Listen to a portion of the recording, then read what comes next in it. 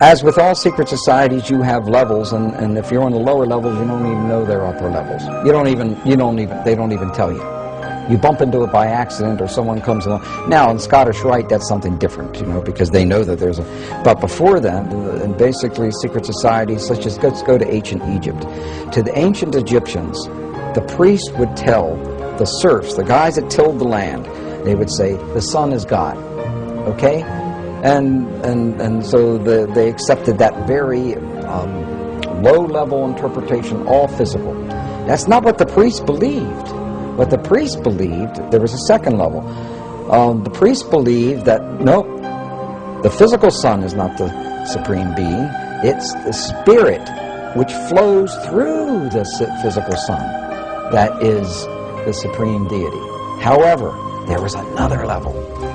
And the priests didn't even know it. It was those that were involved and elevated to if I would have told you this 15 years ago, I might have gotten shot.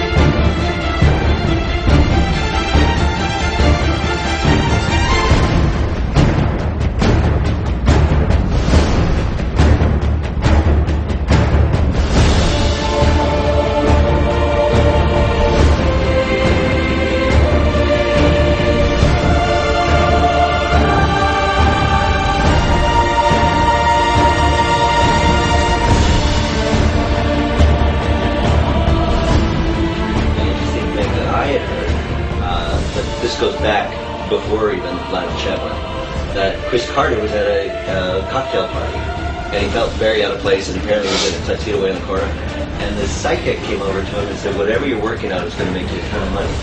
And that was just before he did the X-Files. Well, that psychic I talked to, I go, what were you doing at the Hollywood party? She goes, I was hired by the CIA to go to parties and then just go home and email what I talked about to people. So the CIA has been tracking Hollywood parties since the 80s in order to determine, because, you know, Hollywood films are a... They set the agenda. They set a foreign policy, sort of. I mean, no, it's a projection. It's America's dominance. They admit it's a lot of it's Hollywood. Right. And so they want to make sure that all the producers and the writers, that nobody's thinking anything so radical or doing a movie that will completely undermine their foreign policy plans.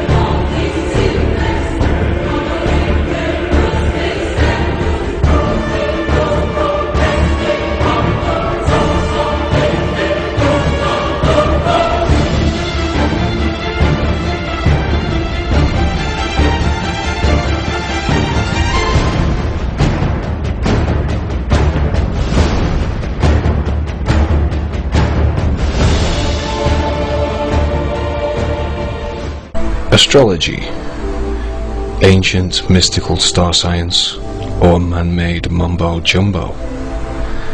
Love it or loathe it, astrology has been around for thousands of years.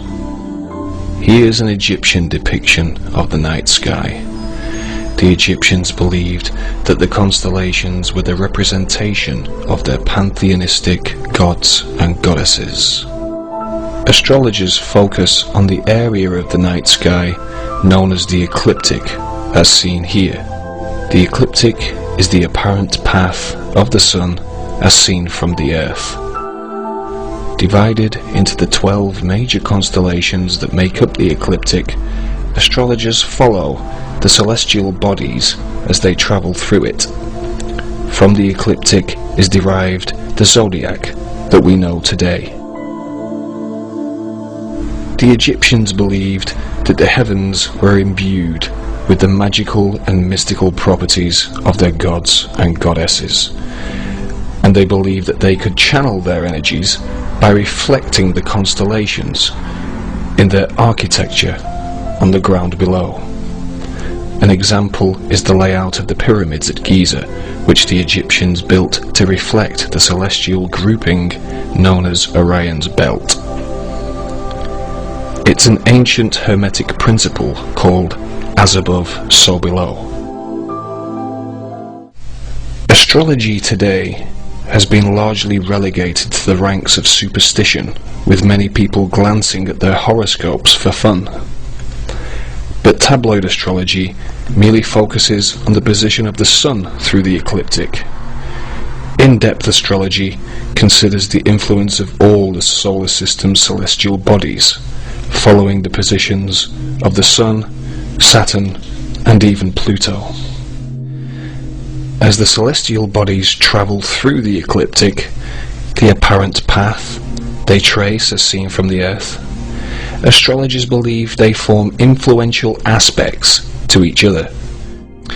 This in-depth astrology is used in occult circles, such as secret societies, like the Order of the Golden Dawn, with its complex occult symbolism. The Freemasons, whose members have included America's first president, George Washington, use astrology in their symbolic art. Here we see a Freemasonic tracing board whose royal arch can be seen adorned with the signs of the zodiac.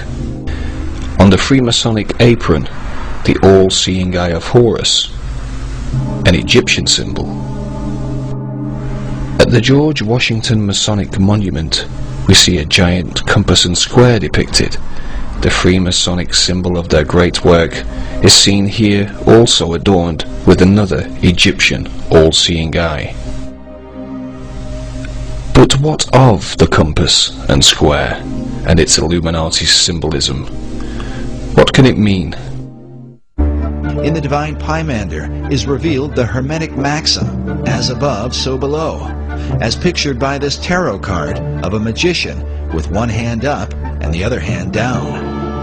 As above, so below. And what that means is that in esoteric thought, in everything that is above is reflected down below. And that everything that is down here has a supernal, macrocosmic, if you will, origin.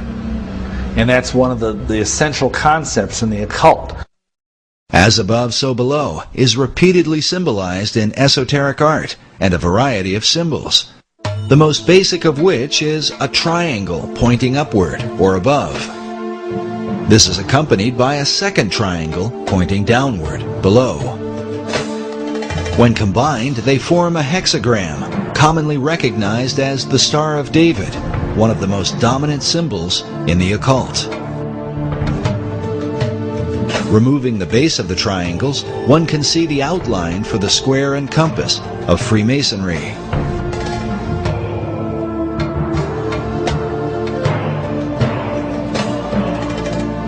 This next image shows what Manly Hall called the God of Reflections.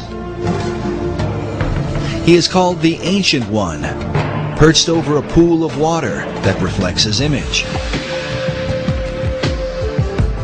Notice also how the placement of his arms and the crown upon his head form two triangles like a Star of David, while on his chest is a Maltese cross positioned upward and then reflected again down below. Esoterics believe this same principle of reflection can be found in nature, with bodies of water providing a mirror as a picture of the Hermetic maxim.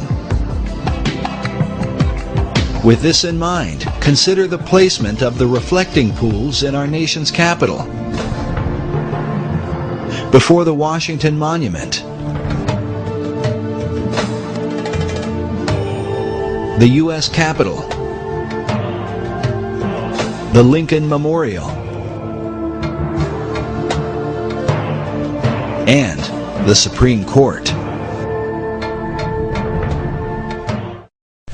From the symbolic compass and square, with its Egyptian all-seeing eye and as above, so below references, and the royal arch adorned with astrological symbolism, can we conclude that the Illuminati and their so-called great work is to mimic their ancient Egyptian masters?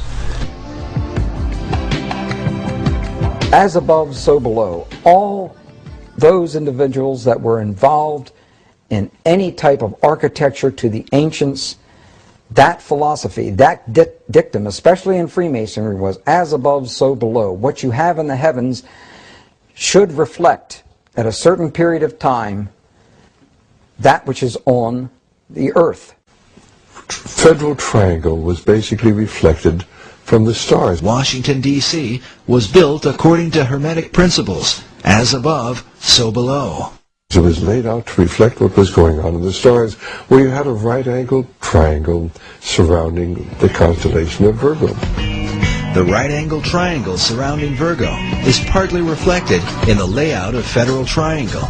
The White House, Washington Monument, and Capitol Building were designed in a right triangle, according to a star pattern above, where three stars surround the constellation Virgo, forming a stellar triangle.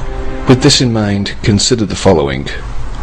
On September the 11th, 2001, during the incident involving the Twin Towers, there was, above, an important astrological alignment between two of the most astrologically powerful celestial bodies, Saturn and Pluto. They formed an important aspect to each other, a highly destructive one, an opposition.